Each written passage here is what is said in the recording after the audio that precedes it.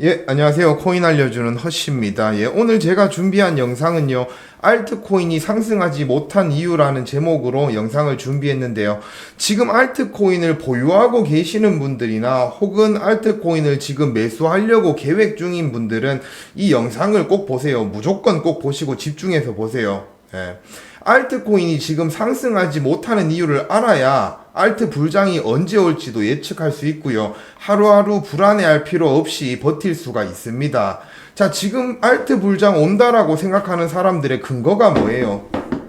비트코인 불장 오면 알트코인 불장도 왔으니까 예전에도 항상 그랬으니까 이번에도 그럴 거다. 이게 그 사람들의 근거인데요. 자, 그럼 이번 상승장에 비트코인은 상승했는데 알트가 상승하지 못하는 이유는 뭔데요?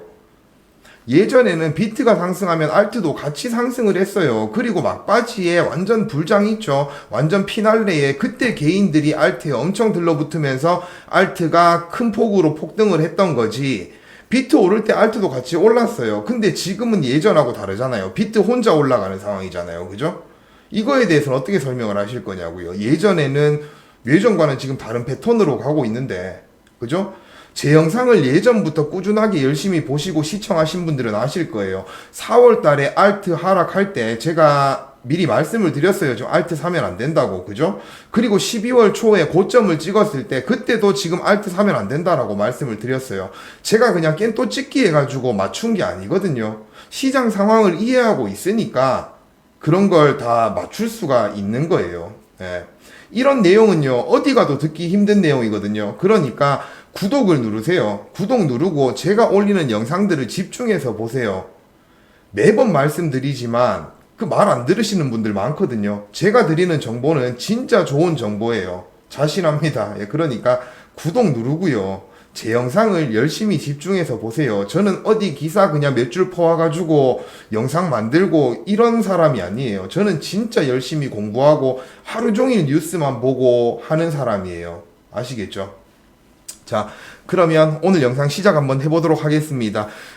자, 코인에 관심이 좀 있으신 분들은요, 초크포인트 2.0이라는 단어를 들어보셨을 거예요. 근데 이 초크포인트 2.0이 암호화폐 산업에 부정적인 영향을 끼친다는 것 정도는 알고 있지만 이 초크포인트 2.0이 뭔지 정확하게 아시는 분들이 없거든요. 근데 알트코인이 지금 상승을 하지 못하는 이유를 알기 위해서는 이 초크포인트 2.0이 뭔가를 정확하게 알고 가셔야 돼요. 자, 초크포인트가 뭐냐면요, 2013년도에 미국 법무부하고 금융당국이 무기 판매나 온라인 도박, 고금리 대출 이런 것들을 고위험 산업을 막기 위해서 펼쳤던 프로그램이에요. 그러니까 직접적으로 얘들을 단속하고 그런 것도 있었지만 그것보다는 금융기관들을 간접적으로 압박해서 이런 산업들을 차단을 한 거거든요.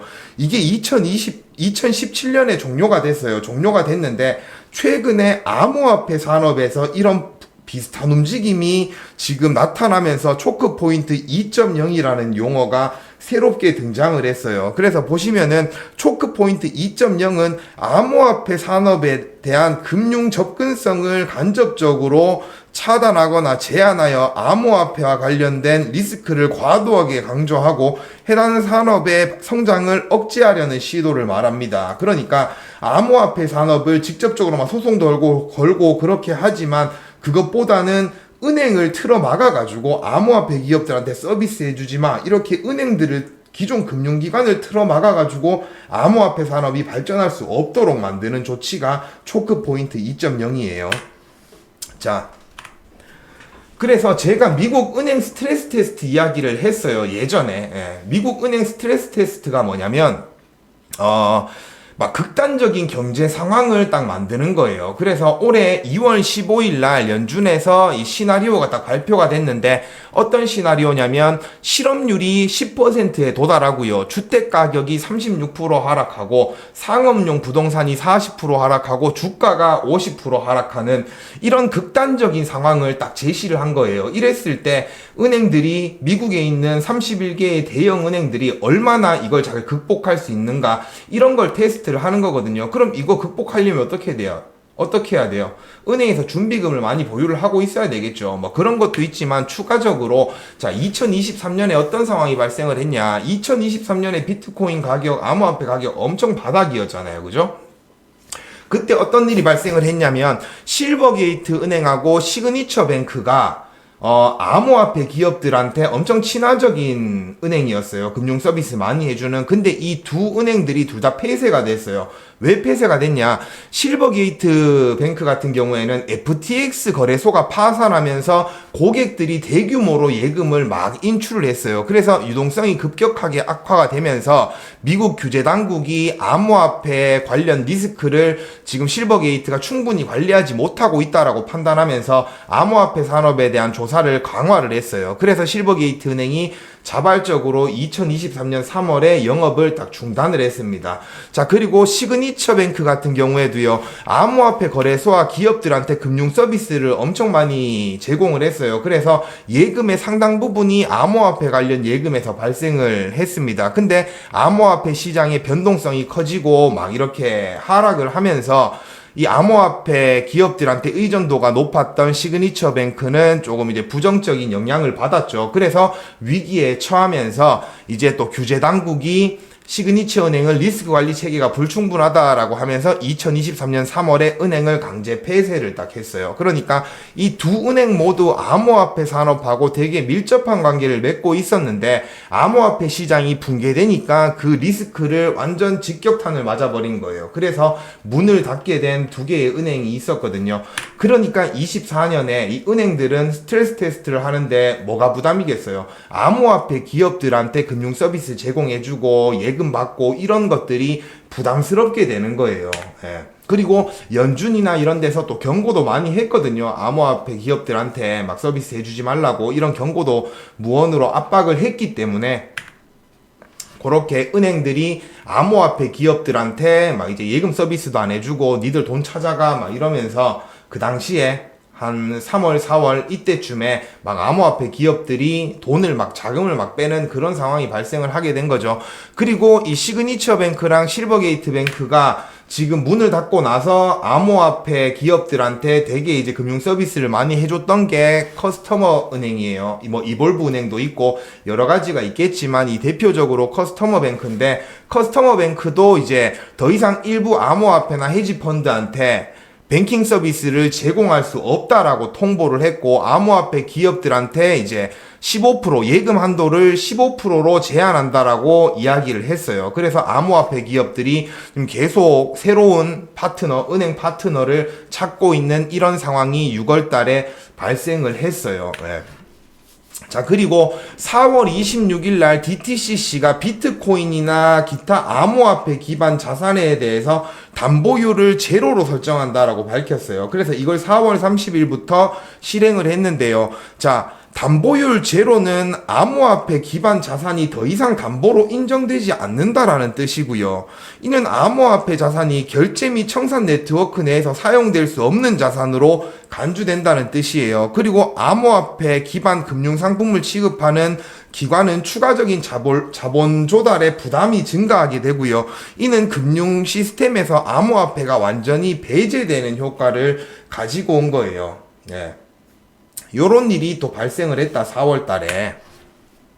자, 그 외에도 요까지는 이제 초크 포인트 2.0인 거예요. 초크 포인트 2.0인 거고, 추가로 SEC가 암호화폐 시장에서 가치를 창출하는 모든 프로젝트한테 이제 웰스 노티스를 발부하고 막 압박을 가하고 소송을 제기하고 이건 다들 아실 거 아니에요. 그죠? 지금 시장에 알려진 건 대부분 사람들이 알고 있는 건 이런 내용이거든요. 그렇게 소송을 제기했고 암호화폐 기업들이 근데 이걸 그냥 소송한다고 해서 뭐 겁먹고 이러지 않았어요. 자금이 많으니까 돈이 많은 애들이 이걸 그 돈으로 막 밀어붙인 거예요. 강경하게 대응한 거예요. 막 비싼 변호사 선임하고 해서 그렇게 하다 보니까 SEC가 뭐 최근에는 VC들을 상대로 투자자들을 상대로도 웰스 노티스를 막 발부하고 그랬어요. 그래서 이는 암호화폐 기업의 성장을 제한했고 추가적으로 투자자들도 이제 불투명한 이제 법적 리스크 때문에 투자하기를 꺼려하게 된 거죠.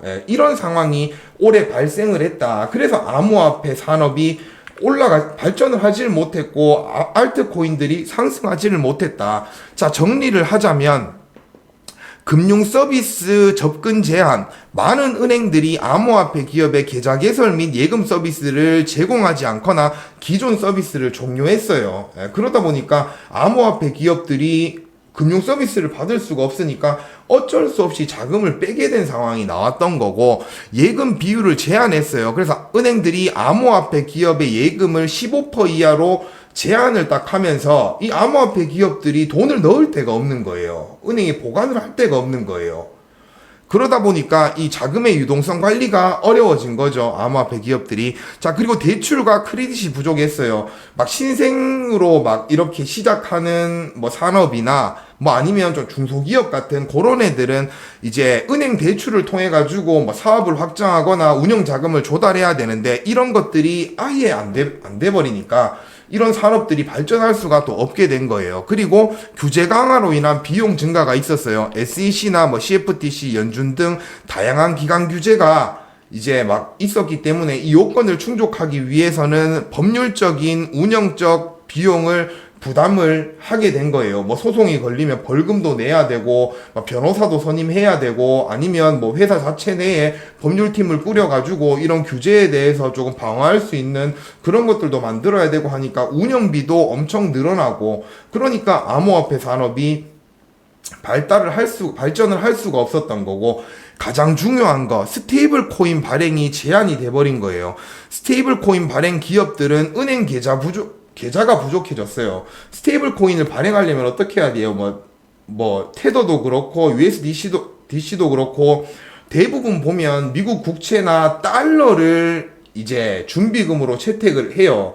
스테이블 코인을 발행하려면 거기에 똑같은 금액의 달러를 은행에다가 맡겨야 되는 거예요. 그런 식으로 해서 스테이블 코인을 발행을 하는데, 은행들이 지금 예금 안 받아주고 뭐 기존 예금의 15%만 받아주고 이래버리니까 스테이블 코인을 발행할 수가 없었던 거예요. 위에 보시면 이렇게 예금 서비스를 종료를 해버린 것도 있어요. 그렇게 종료를 하면 어떻게 돼요? 스테이블 코인 같은 경우에는 준비 자산이 안전하게 확보가 돼 있어야 이 스테이블 코인이 안전하다라고 판단을 하는데, 이 돈을 빼가라고 이야기를 하니까 스테이블 코인을 속아갈 수밖에 없었던 상황이 발생한 거예요. 뭐 3월달, 4월달 이럴 때. 그러니까 알트코인은 어쩔 수 없이 하락할 수밖에 없었다. 자, 그리고 최근에 12월 달에 펌핑을 했죠. 그 왜 펌핑을 했냐? 제가 9월, 10월 달에 알트코인을 이제는 조금씩 매집해 보세요라고 사람들한테 왜 얘기를 했겠어요?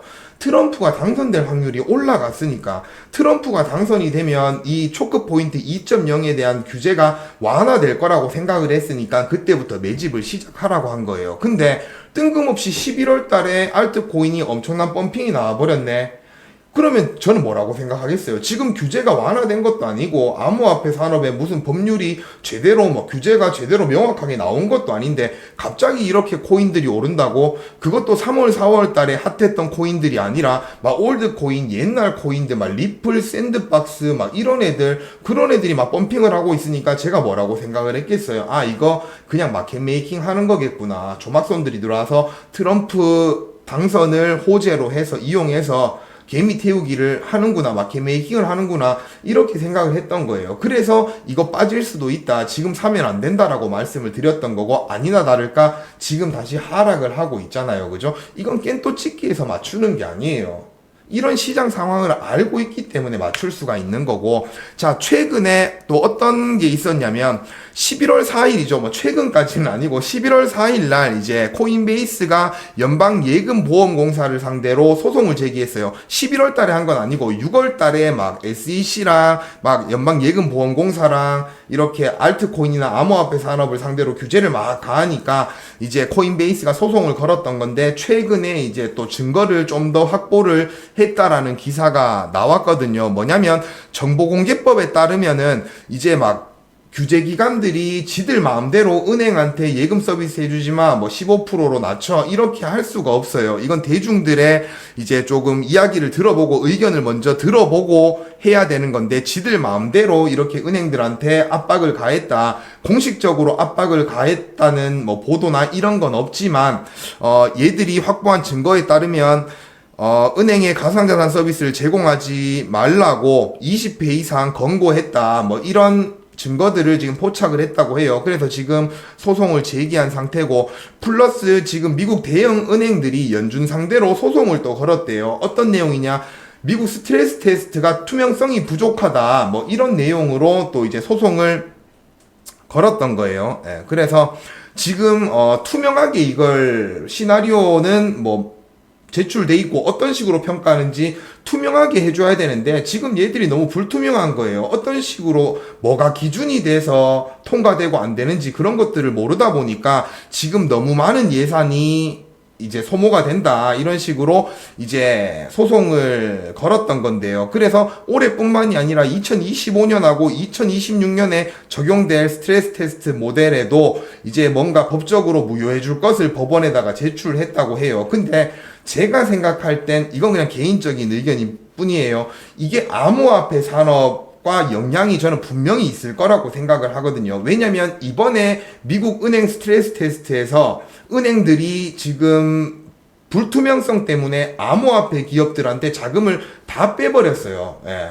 그런 상황이 발생을 하다 보니까 지금 이 미국 은행들이, 대형 은행들이 연준을 상대로 소송을 건 게 아닌가, 저는 이렇게 생각을 하거든요. 그래서 서서히 지금 움직임들이 조금씩 나타나고 있다, 이렇게 저는 보고 있고요. 그래서 SEC 의장이 사임했잖아요. 그러면 이게 그냥 SEC는 암호화폐 산업에 부정적인 영향을 끼치고 있었는데 이제 게리 겐슬러가 해임하면 좋겠네, 단순히 이렇게 접근을 하시면 안 된다고요. 위에 말씀드렸잖아요. SEC가 계속해서 이제 암호화폐 산업의 발전을 막기 위해서 소송 걸고 웰스 노티스 발행하고 했다고. 그러니까 이제 SEC 의장이 사임하고 친암호화폐 성향의 위원들로 구성이 딱 됐어요. 예, 그렇게 딱 구성이 되면 이제 암호화폐 기업들에 대한 소송도 마무리가 하나하나씩 될 거고요. 추가적으로 암호화폐 기업들이 어떤 프로젝트를 이렇게 만들어낼 때 이제 SEC가 또 소송 걸겠지, 뭐 이런 좀 리스크는 사라진다, 요렇게 저는 보고 있고요. 그러니까 투자자들도 이제 VC들이나 이런 대형 투자자들도 암호화폐 산업에 투자하기가 조금 쉬워진다, 이렇게 생각을 하고요. 그리고 SAB 121 법안 폐지, 이미 의회에서 지지가 확보가 됐어요. 상하원 모두 통과가 됐고, 바이든이 독단적으로 거절을 했기 때문에 트럼프가 대통령직에 오르면 이 SAB 121 법안은 정치적 리스크 없이 이제 폐지가 될 수 있는 거예요. 혹은 수정이 될 수가 있겠죠. 자, SAB 121 법안도 제가 한 5번은 이야기한 것 같아요. 이제 은행이나 이런 기업들이 암호화폐 수탁 서비스를 해줄 때 이걸 자산으로도 이야기하지만 부채로도 이야기를 해서 준비금을 그만큼 보유해놔야 되기 때문에 이런 기업들이 암호화폐 커스터디 서비스, 수탁 서비스를 해주기가 엄청나게 부담스러워지는 법안이거든요. 근데 이게 폐지가 되면은 이제 암호화폐 기업들이 뭐 이제 디파이나 뭐 이런 거 있죠. 스테이킹이나 이런 것들 해줄 수 있고, 뭐 담보로 뭔가 대출을 내주고 이런 것도 가능한 상황이 나온다. 그리고 FIT 21 법안이 수정 후 통과되면 일부 알트코인들은 상품으로 분류되어서 증권성 시비에서 자유로워질 수가 있어요. 그러면 또 이제 투자자들은 쉽게 알트코인에 투자를 할 수가 있겠죠. 대형 기관들도 그렇고. 자, 이런 것들이 하나하나 나와야 되는 거예요. 이 외에도 다른 것들이 많이 나올 수 있겠죠. 규제가 명확해질 수 있겠죠. 근데 가장 중요한 게 뭐냐?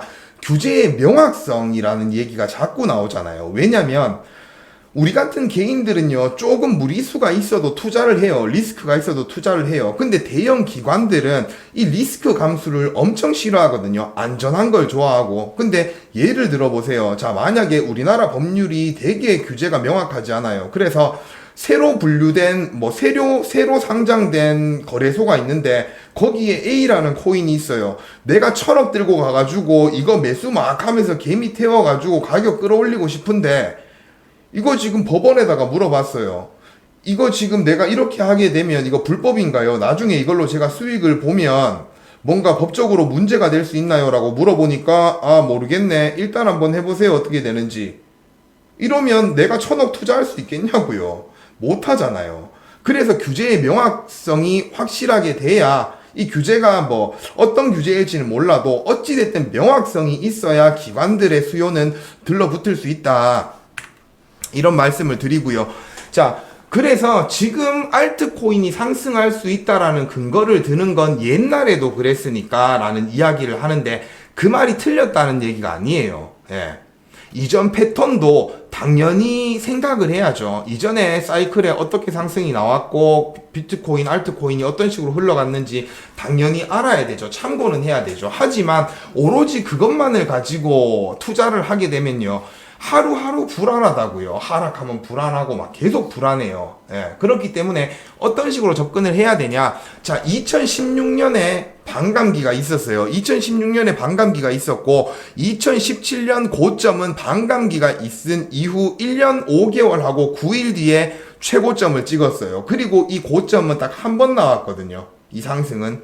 자, 두 번째 2020년 반감기는 5월 11일이었어요. 그리고 첫 번째 고점이 2021년 4월 13일 날 나왔어요. 반감기 이후 11개월 뒤에 첫 번째 고점을 만들었고요. 그리고 조정을 받고 두 번째 고점이 10월 21일 날 나왔어요. 그러니까 반감기 이후 1년 5개월하고 10일 뒤에 나온 거거든요. 그러니까 요 2016년 반감기 이후에도 고점은 1년 5개월하고 며칠 뒤에 나왔고 2020년 반감기 이후에도 고점은 최고점은 어찌됐든 1년 5개월하고 10일 뒤에 나왔다. 비슷한 패턴이잖아요. 그러니까 올해도 비슷한 패턴으로 간다라고 하면 이 1년 5개월하고 10일 뒤면 언제냐면 2025년 9월에서 10월 사이에요. 예, 한 9월 말 정도 되겠네요.